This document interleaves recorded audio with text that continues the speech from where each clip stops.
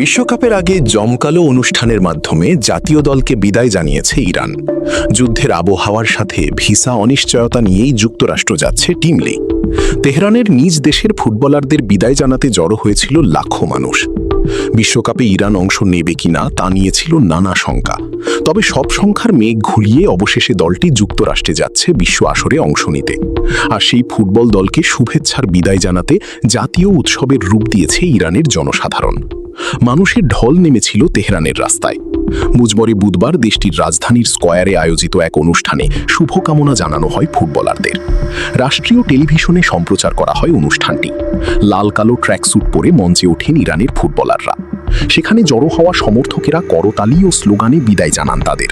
যেখানে উপস্থিত ছিলেন জাতীয় দলের কোচ আমির খালেনি ও ইরান ফুটবল ফেডারেশন সভাপতি মেহেদি তাজ।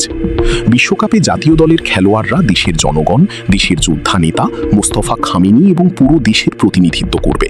এটি যুদ্ধ সময়ের জাতীয় ফুটবল দল। এই দল শক্তি ও প্রতিরোধের প্রতীক হয়ে উঠবে। অনুষ্ঠানে অংশ নেওয়া অনেকেই ইরানের পতাকা হাতে স্লোগান দিয়েছেন। কারো কারো হাতে ছিল সাবেক সর্বোচ্চ নেতা আলী খামেনির ছবি ও পোস্টার। বিশ্বকাপ চলাকালে যুক্তরাষ্ট্রের অ্যারিজোনার টাকসনে অবস্থান করবে ইরান দল।